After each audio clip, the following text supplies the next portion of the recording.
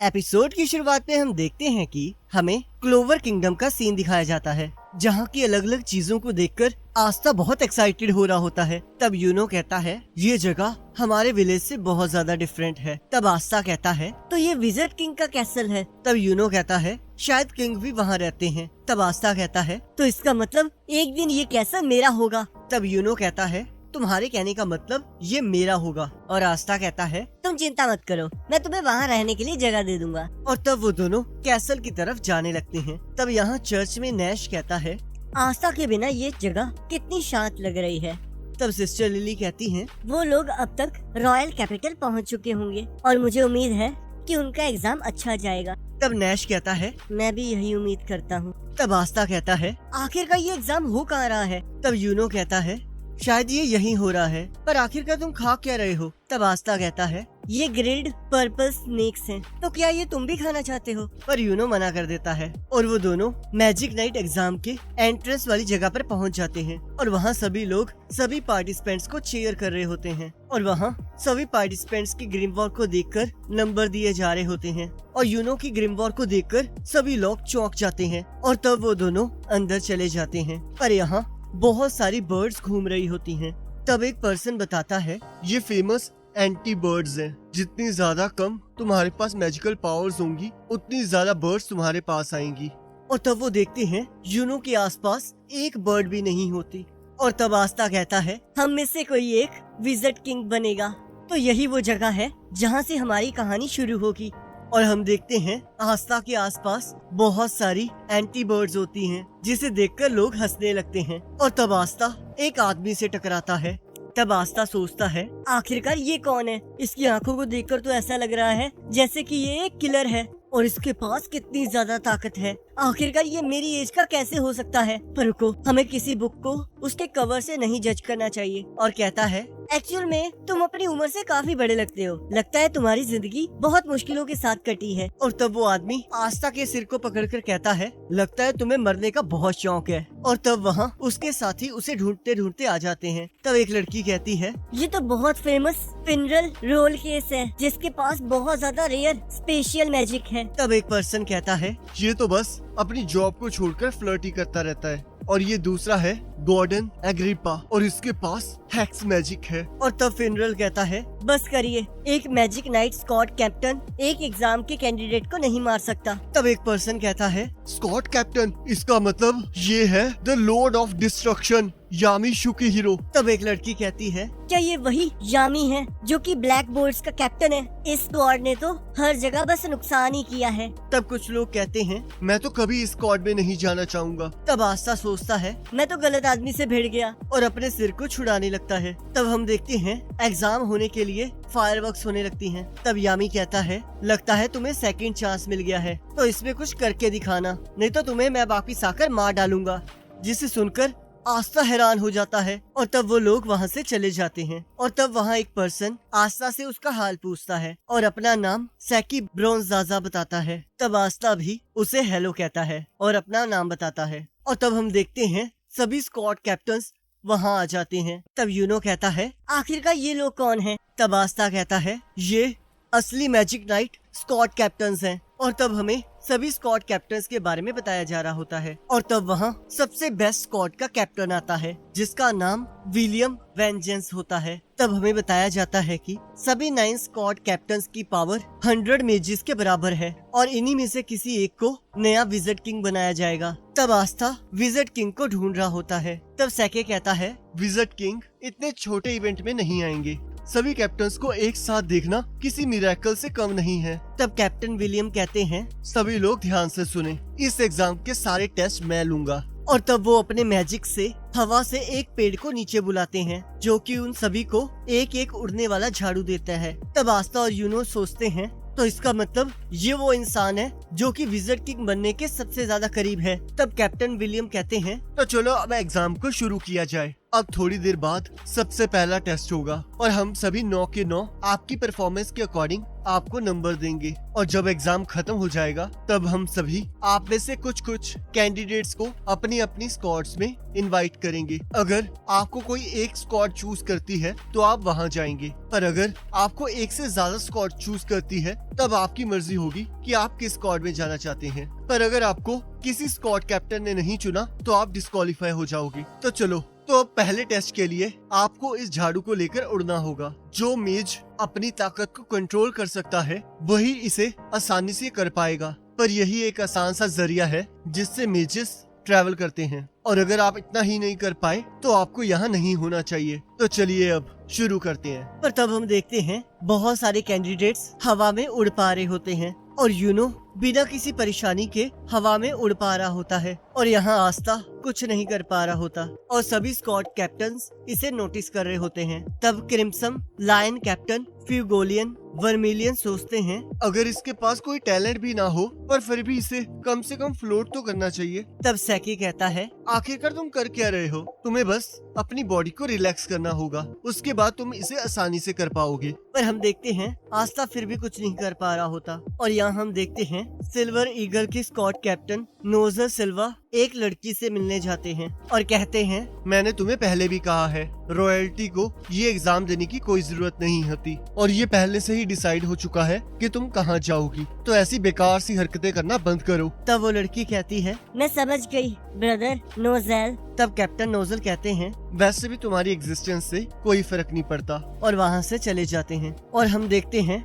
आस्था किसी भी एग्जाम में कुछ नहीं कर पा रहा होता पर वो फिर भी हार नहीं मानता। तब कैप्टन विलियम कहते हैं तो अब हम इस एग्जाम का आखिरी राउंड शुरू करेंगे जिसमें आपको एक दूसरे के साथ लड़ना होगा। तब कैप्टन वर्मिलियन कहते हैं तुम सभी तैयार हो जाओ, तुम्हें अपना एक पार्टनर चुनकर अपने ग्रिमवॉर की मदद से लड़ाई करनी होगी। एक नाइट की तौर पर हमें लड़ना आना चाहिए, तो हम वही देखना चाहते हैं। तब कैप्टन विलियम कहते हैं जब तक एक हार नहीं मान जाता या फिर लड़ ना पाए तब तक ये एग्जाम चलता रहेगा और जो लोग जख्मी होंगे उनके लिए हीलिंग मेजेस यहीं पर हैं, तो फिर इसलिए पूरी शिद्दत से लड़ना। तब आस्था सोचता है क्या ये लास्ट टास्क है? मैंने अभी तक कुछ नहीं किया है, अब मुझे शो ऑफ करने के लिए किसी स्ट्रॉन्ग पर्सन के साथ लड़ना होगा। तब सैके आस्था से लड़ाई करने के लिए मान जाता है। तब उनकी लड़ाई शुरू होने वाली होती है। तब आस्था कहता है तो चलो हम अपनी पूरी जान लगा दें ताकि हम अपना गोल अचीव कर सके। तब सैके उसके पास आकर कहता है इतना हार्ड ट्राई करना बंद करो,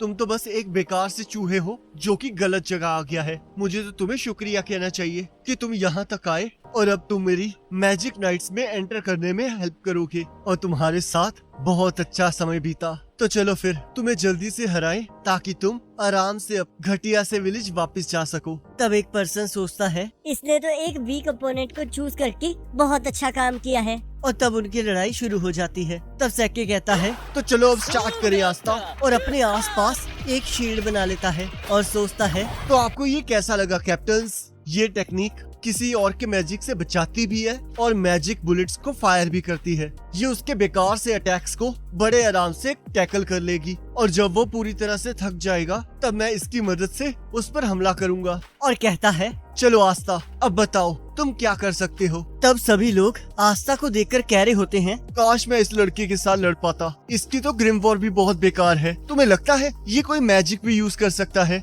और मुझे नहीं लगता ये किसी स्क्वाड में सिलेक्ट भी होगा। तब आस्था कहता है लो मैं आ गया। और हम देखते हैं वो अपनी फुल स्पीड से आकर सैके के ऊपर अपनी तलवार से हमला कर देता है जिससे उसका मैजिक टूट जाता है, जिसे देखकर सब लोग हैरान हो जाते हैं। तब आस्था कहता है मैं तुम्हारी तरह अच्छा समय बिताने के लिए मैजिक नाइट ज्वाइन नहीं कर रहा हूँ। मेरे पास उससे भी बड़ा गोल है, मैं एक दिन विज़र्ड किंग बनना चाहता हूँ। तब यहाँ यूनो सोचता है ये नहीं हराएगा तुम्हें आस्था, मैं हराऊंगा। तब कुछ लोग कहते हैं क्या ये सच में ये सब कुछ कर सकता है? आखिरकार ये है कौन कि ये सच में विज़र्ड किंग बनना चाहता है? तब यहाँ फिनरल कहता है बाकी टास्क के अकॉर्डिंगली मुझे नहीं लगा था इसके पास इतनी पावर होगी। तब यामी कहता है ये कोई मैजिकल पावर नहीं है, मुझे तो लगता है इसके पास तो कोई मैजिक ही नहीं है। और सोचते हैं तभी मैं सोचूं कि उस टाइम पर मुझे इसमें से कोई मैजिकल पावर क्यों नहीं सेंस हुई, और ये फिर भी कह रहा है कि ये विज़र्ड किंग बनेगा। क्या मजाक की बात है। और यहाँ हम देखते हैं बाकी कंटेस्टेंट्स भी आपस में लड़ने लगते हैं और तब एक पर्सन यूनो को लड़ने के लिए बुलाता है और वो यूनो से कहता है, चाहे तुम्हें 4 लीफ क्लोवर ने चुना हो, पर तुम कोई रॉयल्टी नहीं हो, तो इसलिए मैं तुम्हें बताऊंगा तुम्हारा स्टेटस और पावर हमसे कितना नीचे है। अब मैं तुम्हें एक यादगार कहानी दूंगा अपने विलेज में सुनाने के लिए, तो चलो अब तैयार हो जाओ। और तब वो अपने मैजिक से एक लाइटनिंग बॉल बना के यूनो पर हमला कर देता है और तब यूनो अपनी विंड मैजिक से एक टोर्नेडो बनाता है और हम देखते हैं वो पर्सन भी उस टोर्नेडो में फंस जाता है और हम देखते हैं यूनो जीत जाता है। और तब शाम को कैप्टन विलियम कहते हैं, अब ये एग्जाम खत्म हो चुका है, जब आपका नंबर आए प्लीज आगे आ जाना। तब ब्लू रोज कैप्टन शार्लेट कहती है, अगर कोई मैजिक नाइट कैप्टन आपकी बारी में हाथ उठाता है तब आप उसकी स्क्वाड में जा सकते हैं और आप मना भी कर सकते हैं, और अगर एक से ज्यादा कैप्टन हाथ उठाएं तो ये आपकी मर्जी होगी कि आपको कहां जाना है। और तब कैप्टन वर्मिलियन कहते हैं, और अगर कोई भी कैप्टन हाथ ना उठाए तो आपको यहाँ से जाना होगा। तब हम देखते हैं सभी लोगों को एक एक करके बुलाया जा रहा होता है, जिसमें से कुछ सिलेक्ट होते हैं और बाकी बाहर जा रहे होते हैं। और तब हम देखते हैं यूनो को वहाँ बुलाया जाता है और हम देखते हैं उसकी बारी में सारे कैप्टन्स हाथ उठा लेते हैं, जिसे देखकर सब लोग चौंक जाते हैं। तब आस्था सोचता है, ये तो कमाल हो गया, ये सभी लोग इसे अपनी टीम में लेना चाहते हैं, तो आखिरकार ये है मेरा राइवल। तब यूनो सोचता है, मुझे उस स्क्वाड को चुनना चाहिए जिससे मैं बहुत जल्द विज़र्ड किंग बन सकूं। और तब वो कैप्टन विलियम की स्क्वाड गोल्डन डॉन को चुनता है और तब हम देखते हैं आस्था का नंबर आ जाता है और हम देखते हैं आस्था की बारी में कोई भी हाथ नहीं उठा रहा होता, जिसे देखकर आस्था शॉक हो जाता है और सभी लोग उसे वहाँ से जाने के लिए कह रहे होते हैं। तब कैप्टन यामी कहते हैं, इसमें कोई हैरान होने की बात नहीं है, इससे कोई फर्क नहीं पड़ता कि तुम लड़ाई में कितने अच्छे हो, पर कोई भी किसी ऐसे को अपनी टीम में नहीं लेगा जिसकी पावर के बारे में किसी को कुछ ना पता हो, क्योंकि आखिर में सभी कैप्टन्स मैजिकल पावर्स ही ढूंढ रहे हैं। और तब कैप्टन यामी सभी को अपनी पावर दिखाने लगते हैं और आस्था के पास पहुंच जाते हैं। उनकी पावर को देखकर सभी लोग शॉक हो जाते हैं। तब आस्था सोचता है, ये प्रेशर बहुत ज्यादा है, तो एक स्क्वाड कैप्टन की मैजिकल पावर ये होती है। तब कैप्टन यामी कहते हैं, अगर तुम्हारे पास कोई मैजिकल पावर नहीं है तो तुम किसी को नहीं चाहिए, और यही रियलिटी है। और जैसे कि तुमने पहले कहा कि तुम एक विज़र्ड किंग बनना चाहते हो, तो तुम्हें ये पता होना चाहिए कि तुम्हें हम सारे 9 कैप्टन से ज्यादा अच्छा होना चाहिए। और अब मेरे सामने खड़े होकर क्या तुम ये कह सकते हो कि तुम विज़र्ड किंग बनोगे, चाहे तुम्हारे पास कोई मैजिकल पावर नहीं है? क्या तुम फिर भी यही सोचते हो? तब आस्था कहता है, ठीक है, चाहे मुझे आज मैजिक नाइट ज्वाइन करने का मौका ना मिले, पर इससे कोई फर्क नहीं पड़ता कि कोई क्या कहता है। मुझे चाहे ये जितनी मर्जी बार करना पड़े, मैं तब तक हार नहीं मानूंगा जब तक मैं विज़र्ड किंग नहीं बन जाता। तब कैप्टन यामी जोर जोर से हंसने लगते हैं और कहते हैं, ओ लड़के, तुम मुझे पसंद आए तो चलो मेरी स्क्वाड को ज्वाइन कर लो। जिसे सुनकर वो और बाकी सभी लोग हैरान हो जाते हैं। तब कैप्टन यामी कहते हैं, क्या तुमने सुना नहीं? मैं तुम्हें ब्लैक बुल्स में आने का मौका दे रहा हूँ, और वैसे भी तुम्हारे पास मना करने का कोई ऑप्शन भी नहीं है, और ये कोई आसान बात नहीं होगी। हम तुम्हारा वो हाल करेंगे कि तुम अपने आप को पहचान भी नहीं पाओगे, तो तैयार रहना।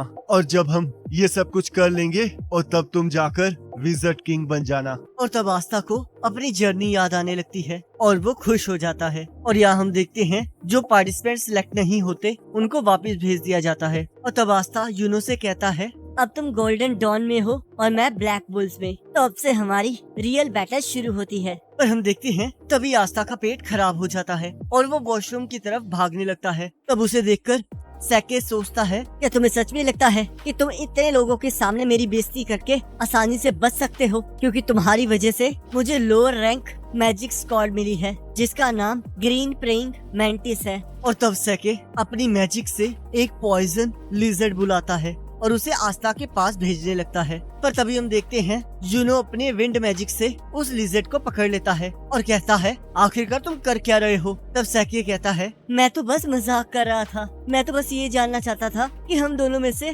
कौन ज्यादा अच्छा है। तब यूनो कहता है, यहाँ से चले जाओ, तुम आस्था के साथ लड़ने के काबिल नहीं हो। और तब सैके वहाँ से चला जाता है और तब आस्था बाहर आ जाता है और वो दोनों अपनी अपनी जर्नी के रास्ते निकल जाते हैं। तब कैप्टन यामी कहते हैं, तुम्हारी हिम्मत की मैं दाद देता हूँ, तुम तो पहले दिन ही मुझे वेट करवा रहे हो। और आस्था को सिर से पकड़ लेते हैं और फिर फिनरल को अपना मैजिक यूज करने के लिए कहते हैं। तब आस्था पूछता है, आखिरकार ये क्या है? तब कैप्टन यामी कहते हैं, क्योंकि तुम मैजिक से फ्लाई नहीं कर सकते तो तुम्हें कोई ट्रांसपोर्टेशन मैजिक सीख लेना चाहिए। और रुको, मैं तो भूल ही गया था, तुम्हारे पास तो कोई मैजिकल पावर ही नहीं है। और हम देखते हैं वो आस्था को उस पोर्टल के अंदर फेंक देते हैं और तब वो सभी लोग ब्लैक बुल्स बेस के बाहर पहुंच जाते हैं। तब आस्था गेट खोलकर कहता है, मैं हेज विलेज से आस्था हूँ और मैं आज से ब्लैक बुल्स को ज्वाइन कर रहा हूँ। और हम देखते हैं वहाँ एक धमाका होता है और आस्था दूर जाकर गिरता है। और तब कैप्टन यामी कहते हैं, तुम्हारा स्वागत है सबसे बेकार मैजिक नाइट स्क्वाड में, दी ब्लैक बुल्स। और इसी के साथ एपिसोड खत्म हो जाता है।